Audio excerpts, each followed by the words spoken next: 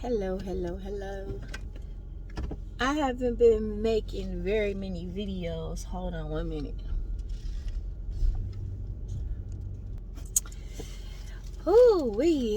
Good afternoon.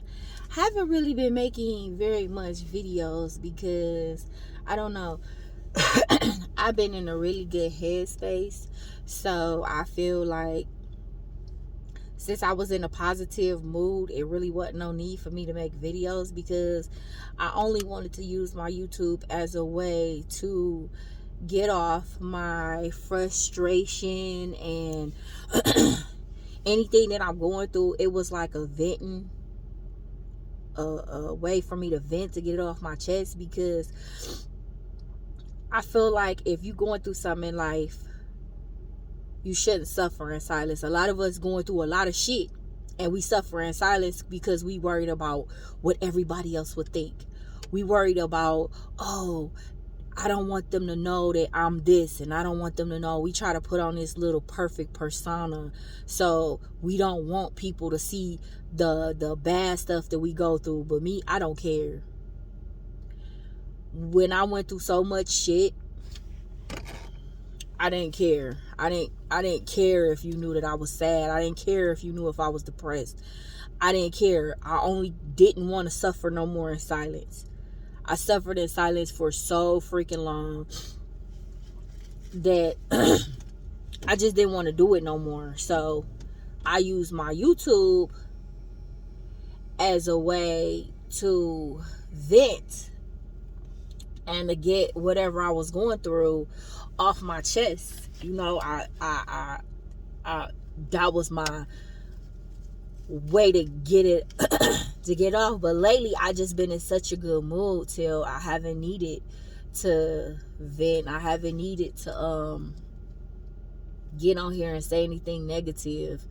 And it's like when you separate yourself from certain people in your life, you will get that peace. A lot of y'all don't have peace because y'all got the wrong people surrounded around you. I can look back at my life right now and say the reason why I was not peaceful was because I had the wrong people in my circle. A lot of them people in my circle was causing a lot of my unhappiness. You know, when I found the strength to let certain people go and to surround myself around a different type of person, that's when I experienced my peacefulness. And sometimes, let me say this, don't always think that you need a peaceful person to bring you peace, because the very person that brought me peace was a broken person when they came to me. We both were broken, you know. And in the healing of our brokenness, we both brought each other peace. A lot of women out here is looking for a certain type of man to bring them peace. You know, you might find that peacefulness might not come to you right away. It's not. It just might not come to you right away. It might come to you maybe 5 years down the line. But you had to spend these 5 years with somebody to get it to that point. My significant other, he was very broken. He was very, very broken. And I didn't realize he was broken. I didn't realize that until I noticed my peacefulness is with him. Just like anybody else that's in your life, no, you don't always get along. Yeah, that motherfucker get on your nerves. Yeah, you got your personal problems, yes. But when it comes to the peacefulness, he don't bring me any drama. He don't stress me out. I'm already stressed out. He don't stress me out more than I'm already stressed out. You know what I'm saying? And that's the important type of shit in life you need. Like, I look back at all my relationships, man. True enough, yeah, I might have had a motherfucker give me money and take care of me, but the peacefulness wasn't there. And if you don't have peace in your relationship, that's a terrible thing. That's a terrible, terrible thing. Everybody don't have peace in their relationship. They don't. You know what I'm saying? You got naggers, you got cheaters, you got liars, and all those things is the things that disrupt the peacefulness in your life. You know what I'm saying? If people just went by the simple basic code, you know what I'm saying? Don't lie, don't cheat, you probably still would. I think that peacefulness is a technique that y'all both have to want. It's not something that everybody have. It's a technique that you have to develop in your relationship to have peacefulness. And you definitely have to be tired of the bullshit that you're going through, because if you a liar and you used to lying and you're not tired of the results that come behind the lying, you're not gonna have peace. You're not gonna have peace. People have to want peace, and you got a lot of people out here saying that they want peace, but you look at their life, you look at their actions, and it's like, you don't want peace. You definitely don't want peace. Your mouth might be saying that you want peace, but your actions is screaming something totally different. So everybody don't want peace. Some people don't even know what peace means. They so used to chaos and they so used to bullshit. That's what they used to. If it's not around, they not happy. They gotta have that stuff concreted in their life. You know what I'm saying? So everybody don't know about peace. Everybody don't know they value. You know what I'm saying? You don't know your worth. Yo. I can't even explain it right. But I was on Facebook and I was checking my I was on Facebook and I was checking, like, clearing my inboxes, because I get a lot of random inboxes from people that I don't know. So I was cleaning, like, all my inboxes, and I see one of the people asking about my dog Pink. Well, if you don't know the backstory of that, I want to say, 4 years ago? 4 years ago, I was with someone else. I got this car, and I got the dog. This car was a car that we both had picked out, because we both were supposed to be paying on it. But they wanted to do things with the car that I did not want to be involved in, like drinking and driving. I just didn't want to be a part of it. So, all my bitching and nagging, they left me with the car and the car note. Also left me with the dog, which is a 3-year-old Cane Corso. So these two, the expenses is crazy high. The dog and his car is at least almost a $800 bill a month. Yes, 8, because this car note is $500. The insurance is damn near $2. The dog, you gotta get $30 food every 2 weeks. So yes, it's very expensive. But luckily, I have a loving partner that when he was down, I had his back. And so now when I'm down, he got my back. So he has been helping me out with this expense, you know what I'm saying, which I am very, very thankful for. And even though I'm stressed to fucking hell, I don't feel it. I don't feel it. Like, I should really be, if looking at this camera, I should look like I'm 80 years old, and I should feel like I don't feel like talking. I should feel how I want to say how I look. I should feel what I'm thinking and going through, but I'm not. It's like a cloud of pieces over me, and I'm just not worried about what I should be worried about. I don't know I know the peace is coming from God. I do know that. Why? I can't tell you why I'm in this peaceful state. Sometimes it worries me because, when you always feel the calm before the storm. So I'm like, I'll be praying like, Lord, prepare me for what's ever coming, about to hit me. Prepare me, because it's just, my life is just too calm right now. It's too calm and it's too peaceful. And I'm just wondering, is there something about to happen? Is that why I'm at peace right now, to prepare me? But I don't want to speak negative, but I do want to be aware. I don't want to be so arrogant in the peace, like, oh yeah, and I never want to take that peace for granted. So I always want to stay on top. But anyway, getting back to the point, this dude inboxed me like, oh, how is Pink? If you know Pink always good, but Pink needs a surgery. Pink surgery is $925. Pink has this thing called the cherry eye. She's had this cherry eye for, I want to say, about 2 years. It popped up like when she was 1 year old.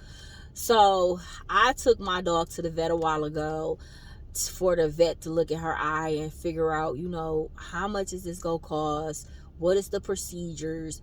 And the vet quoted me a price of $945, and it seemed pretty fair. It seemed pretty fair because Pink is a big dog. She's like almost 120 pounds. She's huge, and with that size dog, it's going to at least take about 2 or 3 people to lift her. Well, you can't lift her by yourself, not if you only got her on the operating table. So when you operating on a dog that big, and then I have to she has to get aftercare, she has to get on medication so her eye won't get affected. When you factor all of that in, and like they did a breakdown on the anesthesia and the medicine and the hospital stay, it all came to a total of $945 or $950, one of those. I can't remember.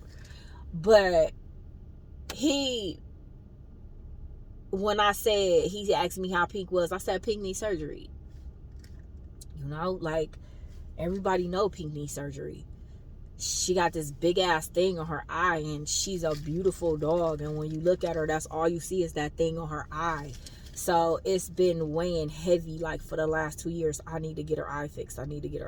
But coming up with $945 and you got bills, and I already got these other expenses, is not easy. So when he asked about her, his first response was, "Oh, I'm going to look around and I'm going to find somewhere else cheaper." No. This is her vet. And my dog, she's a mild-tempered dog. She's not a dog that will bark at you if you walk past the house. She's not going to bark at you. She don't mess with you. But if you are not someone she knows, you cannot get close to her. She's like the dog. She doesn't bother you. She stays in her lane. But if you come messing with her, she will come for you. So when I took her to the vet for the first time when she got sick, they wanted to she's not a friendly dog like that. They all want to look at her face and do all and grab her face, and she gave them a warning growl, and then they kind of got mad at me, and I'm like, oh well, this the first time she coming to this vet, so from now on she has to get muzzled when she go to the vet. So that's not with this vet, that's with any vet she go to. She's gonna have to get muzzled because she doesn't really do good with, doctors poking and probing at her because she not really around it. So I know that's stressful for her. I have to take her every summer to get heartworm and flea and tick medicine. They have to draw blood to make sure she's heartworm negative. And since she already done been to this clinic, I don't want to take her and expose her to nowhere else because that's stressful. Just imagine if you had to go to different hospitals. If you go to the same doctor, when you go the first time, you nervous. But after you go, this, okay, I know this place right here. They go do this. That's where she knows. So that's where I want to keep her. I don't care if another place charges $800, $600. It's still gonna be expensive, but for the sake that she knows this place, she had these people handle her, without the muzzle before. This is where I want her to go. So he all like, I'm gonna go look somewhere else. You know what? You don't even care about this dog. You left this dog with me and didn't look back twice, just like you did my son. You know what I'm saying? My son was real close to him. He left him, the dog, and the car and went and got married. And that's fine with me because by him leaving, I had a beautiful baby and I have a beautiful family. So maybe he was holding me up from experience. He experienced his blessings. He was holding me up from experiencing mine. So my baby, that can't be negotiated. So on that tip, I almost want to be like, thank you for going to get married. Because if you wouldn't have went to go get married, I wouldn't have had my baby. So on that part, no, it's not no animosity about you leaving. It's just, why do you keep antagonizing? If you so happily married, why you worried about this dog? Some days it be hard days where we be struggling and we be having to wait like a day for payday to get her food. You know what I'm saying? Don't nobody worry about this dog but us. We the only ones worried about Pink. And then here you go on a sunny day. Oh, how's Pink doing? Hold on. So, yeah, that's just, it's real irritating. Because it's like, you really ain't about to take care of this dog. What you asking about her for? You know what I'm saying?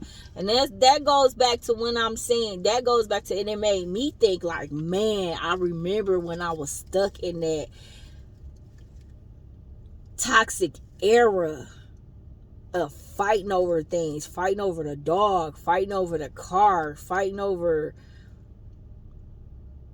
I'm trying to stick with you. I remember fighting over that toxic stuff, and now it's just like I haven't had to deal with none of that in so long. It's so foreign to me, like, and then, you know what I'm saying, I'm still me regardless of how much peace I had. I'm still me. So motherfuckers don't like how I talk. They think that I'm really aggressive. So it was like, well, I'm not about to argue with you. Who's arguing? I'm not arguing. I'm not at all. I'm not arguing at all. This is just how I talk. I talk to everybody like this. It's not just you. Just like, what makes you think that I'm about to spend any energy arguing with you?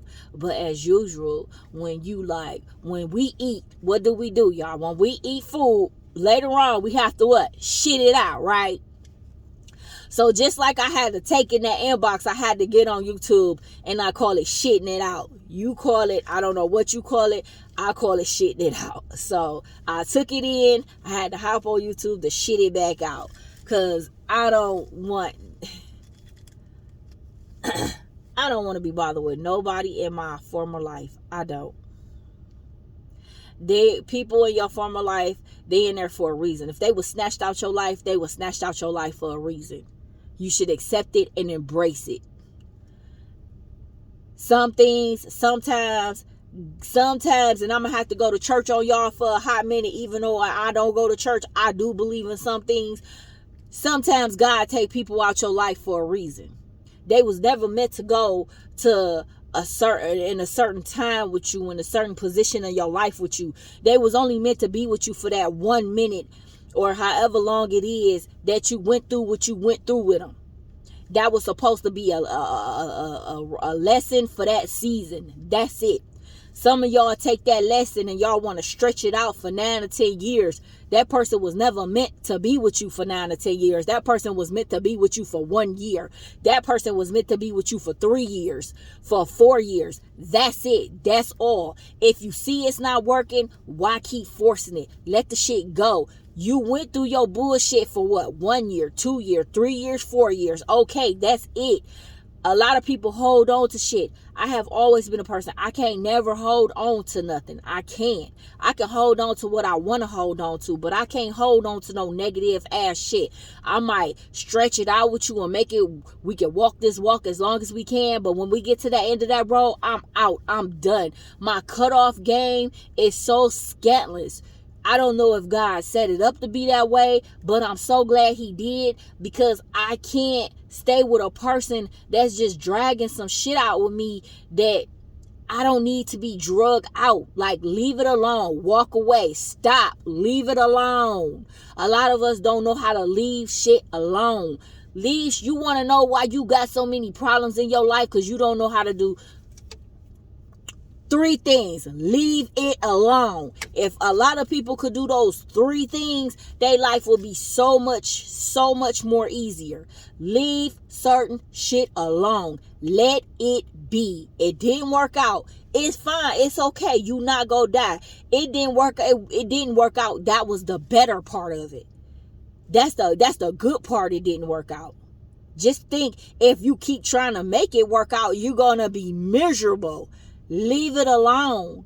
Let the shit go. Shit is meant to be flushed down the toilet. That's how we should do some people. That's how we should do some things. That's how we should do some relationships in our life.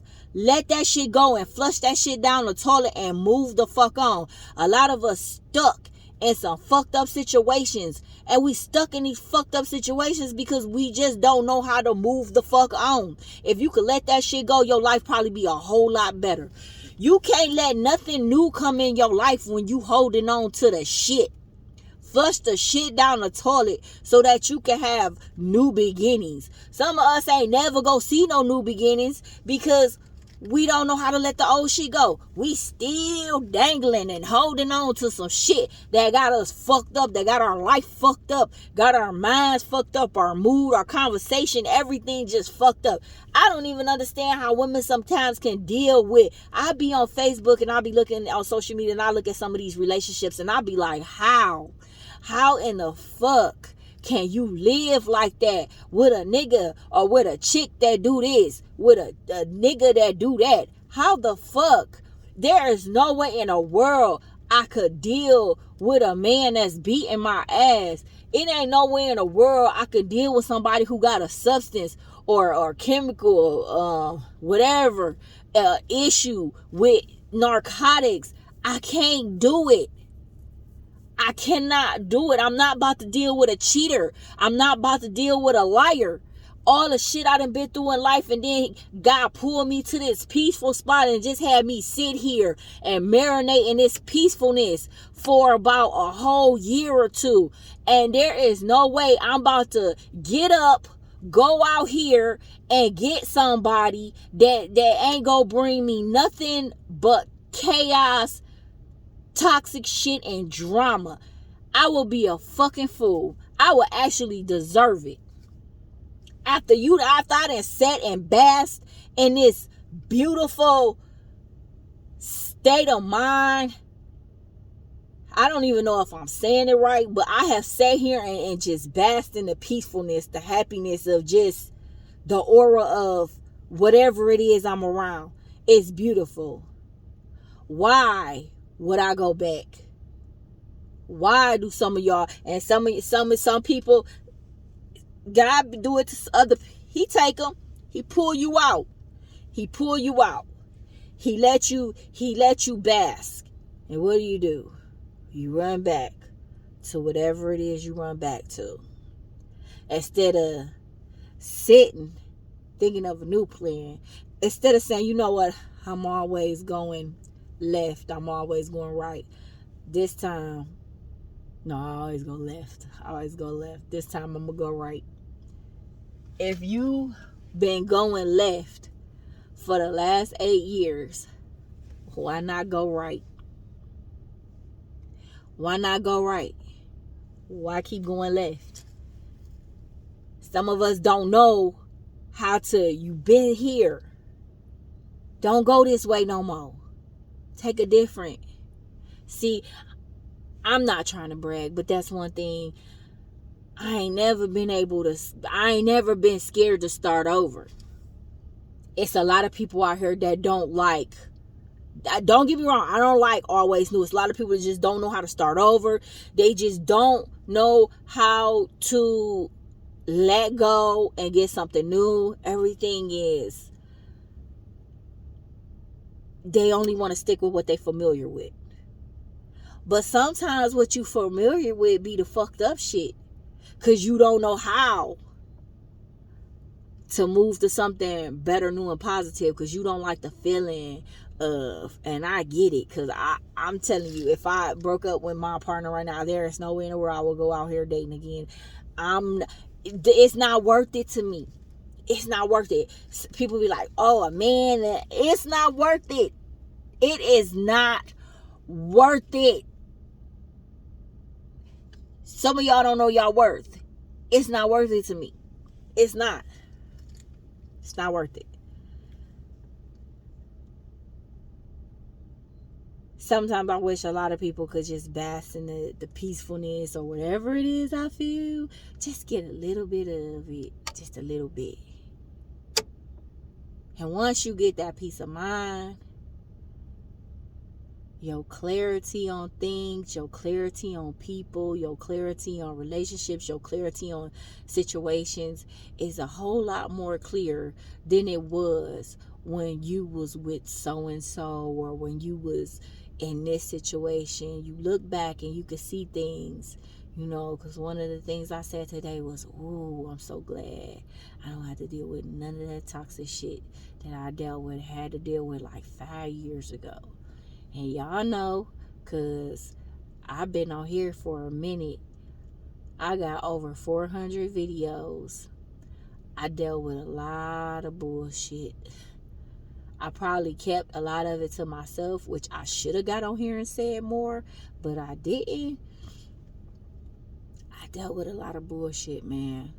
And now that I don't have to deal with the bullshit,